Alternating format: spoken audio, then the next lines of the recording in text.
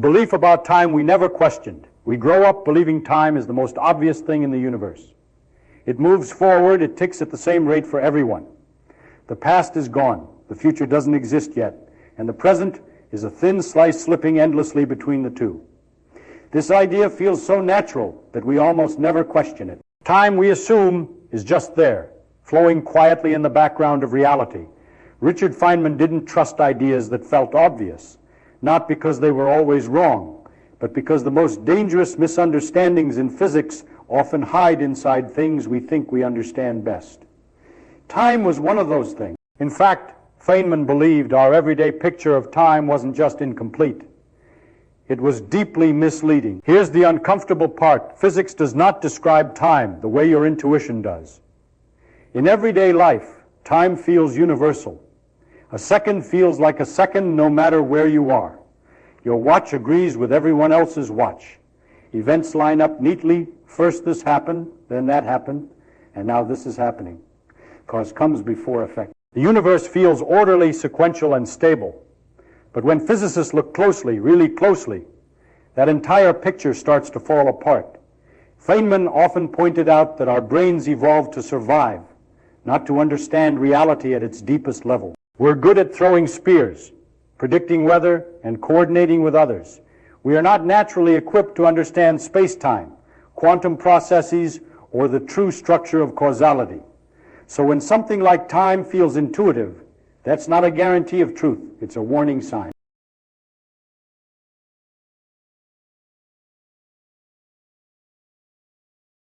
One of the first cracks appears when you ask a deceptively simple question. Does time pass at the same rate for everyone? Common sense screams yes. Physics says no. Modern physics shows that time behaves differently depending on motion, gravity, and perspective. Two clocks can start together, experience the same journey, and still disagree about how much time has passed. This isn't science fiction. It's not philosophy. It's measured fact. Experiments confirm it every day. Feynman loved these moments when reality refuses to cooperate with common sense. He emphasized that physics doesn't care what feels reasonable. It only cares about what actually happens. And what actually happens is strange. Time stretches. Time compresses. Time refuses to stay universal. There is no single cosmic clock ticking away for the entire universe. That alone should make us pause. Because if time doesn't flow the same way for everyone, then what does now even mean? Is there a universal present moment shared by all observers? Or is now something local, something personal, something dependent on how you move through the universe? Feynman didn't claim to have a comforting answer. He did something more unsettling. He showed that the question itself exposes how fragile our assumptions are. We like to imagine time as a river flowing smoothly from past to future. But physics doesn't describe a river. It describes a structure, a framework where past, present, and future are not as clearly separated as we think. In some formulations of physics, time doesn't flow at all. Events simply exist, laid out within space-time, with no preferred direction. That idea is disturbing for a reason. If time doesn't flow, then the feeling of time passing, the sensation that the present is constantly replacing the future, might not be a property of the universe. It might be a property of us. Feynman was careful here. He didn't say human experience was meaningless. He said it was incomplete. The laws of physics describe how the universe behaves, not how it feels from the inside. Confusing those two leads to false certainty. And that brings us to the real problem. The biggest mistake we make about time isn't that we get the math wrong. It's that we assume the universe must respect the way time appears in our minds. Feynman warned against that assumption again and again, not just about time, but about reality itself. To understand time the way physics understands it, we have to let go of the idea that our intuition is the final judge. We have to accept that the universe may operate according to rules that feel deeply unnatural, and that our sense of before and after may be more fragile than we ever imagined. This is where Feynman's way of thinking becomes dangerous and powerful, because once you stop trusting your intuition about time, a much stranger picture of reality begins to emerge. Why physics refuses to treat time like a flow, once you accept that time may not behave the way it feels. Physics forces you to go further, whether you like it or not. Feynman often stressed that physics isn't about finding explanations that sound nice. It's about finding descriptions that work. And when physicists wrote down the equations that actually describe nature, something strange happened. Time refused to behave like a moving thing. In most fundamental equations of physics, time doesn't flow at all. That statement alone feels wrong. Flow is the one thing we associate most strongly with time. Yet when you look at the equations governing motion, electromagnetism, or even much of quantum mechanics, time appears as just another variable, not fundamentally different from space. This bothered Feynman, not because it contradicted math, but because it contradicted intuition. If time truly flowed the way we experience it, you'd expect the laws of physics to clearly distinguish past from future. But many of them don't run the equations forward or backward, and they still work. The math doesn't care which direction time is going. That raises an unsettling question. If physics doesn't prefer a direction of time, why do we? Our experience is asymmetric. We remember the past, but not the future. Glasses shatter, but don't reassemble. Smoke spreads, but never unspreads. It feels obvious that time has a direction. Feynman warned that this obviousness is deceptive. The direction we associate with time, what physicists call the arrow of time, doesn't come from the deepest laws of physics. It emerges from statistics, probability, and the behavior of large systems. In other words, time's direction may not be fundamental at all. It may be a side effect. This is where most people get lost. We want time's arrow to be built into the universe, like gravity or charge. But physics suggests something more subtle. The universe itself doesn't insist on a forward direction. We do. Feynman explained this using simple ideas rather than mystical language. When systems contain many particles, like air molecules in a room, they naturally evolve toward more probable arrangements.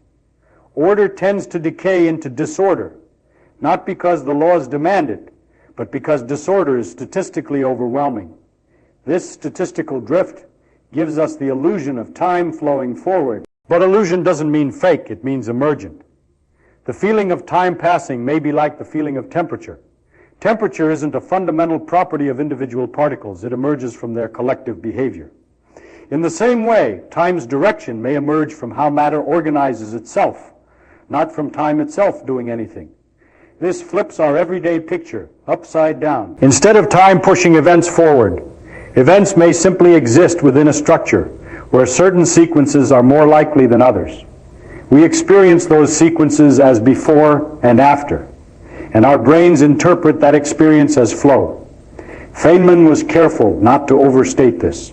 He didn't say time is unreal. He said our mental model of time is unreliable. Physics doesn't give us a river, it gives us a landscape. In that landscape, different observers carve out different paths. Motion and gravity reshape how time is measured. Two observers can disagree on how long something lasted and still both be correct. There is no master clock keeping the universe in sync. That's not philosophical speculation. It's the logical consequence of taking physics seriously. And this is where discomfort turns into something more profound. If time isn't universally flowing, if past and future aren't fundamentally distinct, if the equations don't privilege now, then what exactly is the present moment? Feynman didn't answer that question directly, and that was intentional. He believed good physics doesn't always give closure. Sometimes it removes false certainty and leaves you with better questions. What physics shows is not that time is simple, but that our experience of time is a special case, shaped by memory, entropy, and perspective. The universe doesn't owe us a timeline that matches our intuition. And once you see that, a deeper realization starts to form. Time may not be something that happens to the universe. It may be something that emerges within it. That realization sets the stage for the most unsettling part of all. How time behaves at the deepest level we know. The illusion of now, and why the universe doesn't care about the present. By the time you reach this point, something uncomfortable should already be happening. The idea that time doesn't flow, that physics doesn't favor past over future, that direction comes from probability, not law. All of that quietly undermines one assumption we almost never question, the idea that there is a universal now. Feynman rarely spoke about the present moment in mystical terms, but his physics dismantles it just as effectively. In everyday life, now feels absolute. We assume the entire universe shares the same present instant, a cosmic heartbeat everyone agrees on. But physics says that picture is wrong, not approximately wrong, fundamentally wrong. There is no universal present. This isn't philosophy. It's a direct consequence of how time and motion actually work. According to relativity, which Feynman deeply respected and taught with ruthless clarity, what one observer calls now can be part of another observer's past or future. Two people moving differently will slice the universe into moments differently. Neither is mistaken. That should feel shocking. If now were a real objective feature of the universe, everyone should agree on it, but they don't and can't. The universe offers no preferred present, no glowing line marking the current moment. So where does now come from?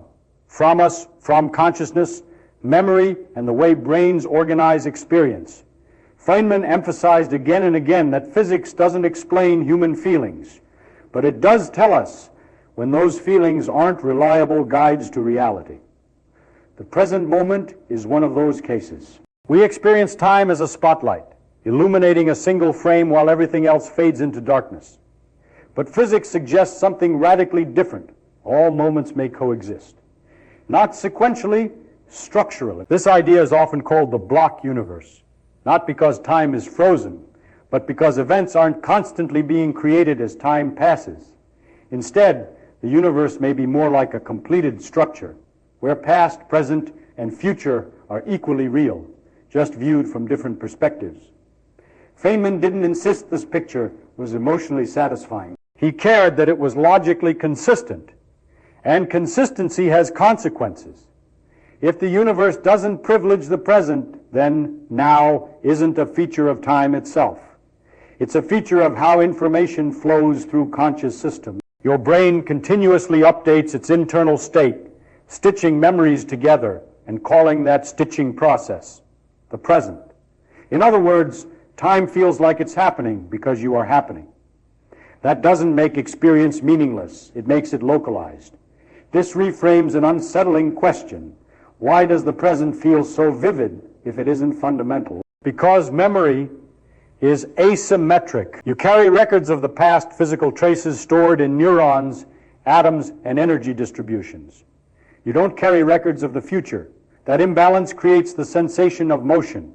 It gives the illusion of a moving. Now, Feynman loved pointing out illusions like this, not to dismiss them, but to expose their origin. The universe doesn't need a flowing present for physics to work. It only needs consistent relationships between events. The flow is added later by us. This perspective also explains something subtle but profound, why physics can predict probabilities, but not lived moments. Equations describe relationships across time. Experience stitches those relationships into a story. Physics gives the structure. Consciousness gives the narrative. And narratives always unfold. But here's the sharp edge of the insight. If all moments exist within the structure of the universe, then the future is not something that comes into being. It is something that is already part of the landscape, even if you can't access it. That doesn't mean the future is fixed in the way a script is fixed. It means that from within the universe, outcomes are constrained by laws, probabilities, and interactions, not by a ticking cosmic clock. Feynman was careful here. He resisted deterministic grand claims. What mattered wasn't whether the future was written, but that time itself doesn't perform the writing. Time doesn't march forward, carrying reality with it. Reality simply is, and we move through it. And once you seriously entertain that idea, a final question becomes unavoidable. If time doesn't flow, if the present isn't universal, if all moments are part of a single structure, then what does it even mean to say that time began? That question takes us straight to the edge, where physics runs out of metaphors and the universe stops offering intuitive answers. What it really means to say time began by now. The familiar idea of time should be almost unrecognizable. It doesn't flow. It doesn't privilege the present. It may not even distinguish past from future at the deepest level. And that leads directly to one of the most misunderstood statements in all of cosmology. Time began at the Big Bang. Feynman didn't like statements like this when they were treated casually. Not because they were wrong, but because people thought they understood them when they didn't. When physicists say time began with the Big Bang, they are not saying there was a moment before time when nothing happened. That sentence already sneaks time back in through the back door. Before stops making sense. This is the part most explanations quietly avoid. If time is part of the universe's structure, then asking what happened before time is like asking what's north of the North Pole. The question isn't profound. It's malformed. There is no coordinate beyond that boundary. Feynman constantly warned against this kind of linguistic trap. Human language evolved to describe everyday experiences, not the birth of space-time itself. When we push words beyond the domain they were built for, confusion feels like mystery. At the Big Bang, according to our best theories, space and time are not sitting there waiting to be filled with matter. They are part of what comes into existence. The universe doesn't appear in time. Time appears with the universe. That distinction changes everything. It means the Big Bang is not an explosion happening at a location in time. It's a boundary condition, a limit beyond which our concepts no longer apply. The equations stop allowing meaningful extension backward, not because something dramatic blocks us, but because time itself runs out. Feynman emphasized that physics is not obligated to preserve common sense. It is obligated to preserve internal consistency and experimental accuracy. And both point to the same conclusion: time is not an external stage on which the universe performs. It's part of the play. This also explains why the Big Bang feels so paradoxical. We imagine a clock ticking down to zero, then suddenly starting. But clocks are physical systems. They require time to function. You cannot use time to measure the origin of time itself. That's circular. So when people imagine a moment of creation, they are importing everyday temporal intuition into a place where it doesn't belong.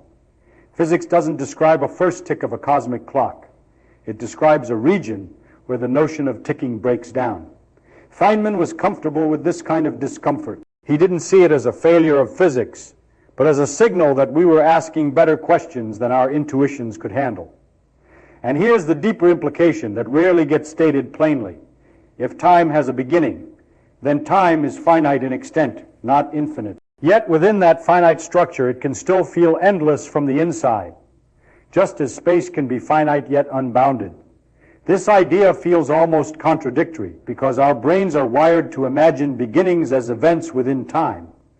But physics suggests the beginning of time is not an event. It's a geometric feature of the universe, a boundary, not a moment. That realization dissolves many false mysteries, but it introduces a more unsettling one. If time itself has limits, if the universe does not require a flowing present, if beginnings are structural, not temporal, then time starts to look less like a fundamental ingredient and more like a derived concept, something that emerges under certain conditions and disappears under others. And that raises the final unavoidable question: if time can begin, can it also end? And if it can end, what does that say about everything we assume is permanent, including cause, memory, and existence itself? That question pushes us into the last section, where intuition finally gives up entirely, and only careful thinking remains. If time isn't fundamental, what actually is at this point? Time has lost almost every quality we once thought defined it. It doesn't flow. It doesn't privilege the present. It doesn't sit outside the universe, measuring events as they happen. It may not even exist everywhere. So the final question becomes unavoidable. If time isn't fundamental, what is? Feynman never pretended to have a final answer, and that restraint is exactly what made his thinking powerful. He believed physics progresses not by declaring certainty, but by stripping away false assumptions until only what survives remains. And when you strip time down far enough, what survives are relationships. Physics, at its core, does not describe things in time. It describes how things relate to one another, how states connect, how configurations transform, how information is constrained. Time appears in those descriptions not as a driver, but as a parameter we use to organize change. That's a subtle but crucial difference. Time may be more like a coordinate than a substance, useful, indispensable for calculation, but not a moving entity doing work behind the scenes. This idea echoes throughout modern physics. In quantum mechanics, the fundamental equations don't describe particles aging through time. They describe probabilities connecting states.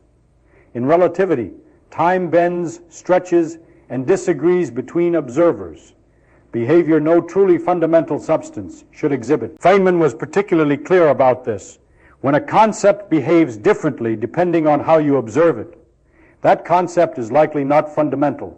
It's emergent, like temperature, like pressure, like color, and possibly like time. What may be fundamental instead are processes, interactions, that do not require a universal clock to exist. From those interactions, patterns emerge. From patterns, memory emerges. From memory, experience emerges. And from experience, the sensation of time emerges. Not the other way around, this reframing quietly dissolves one of humanity's oldest anxieties. If time is not something that runs out, then existence is not a candle burning down. Events don't vanish into nothingness because time carried them away. They simply occupy different locations within the universe's structure. The past isn't gone, the future isn't waiting. They are both parts of the same fabric. Feynman never used that idea to comfort people. He used it to sharpen thinking. Comfort was irrelevant. Understanding was everything. And understanding demands one last shift. We are used to asking, what will happen next? Physics asks instead, what relationships are allowed? Oh, base. Once you adopt that perspective, time stops being the main character in the story of the universe. It becomes a useful indexing system, one that conscious beings rely on, but the universe itself does not require. That doesn't make life meaningless. It makes it rare. The fact that we experience a flowing present may not be a universal truth, but it is a remarkable local phenomenon, a consequence of how matter, memory, and awareness happen to align here. Feynman believed that recognizing this should not make the universe feel colder. It should make it more astonishing. We are not watching time pass. We are part of a structure complex enough to experience sequence at all. And that may be the deepest truth hiding beneath all the equations. Time is not the stage on which reality unfolds. It is the story consciousness tells while moving through reality. Once you see that, the question, what time is it, becomes far less important than the one physics leaves us with. Why does anything experience anything at all? That question has no final answer, and Feynman would have smiled at that, because for him, the goal of physics was never certainty. It was wonder sharpened by honesty.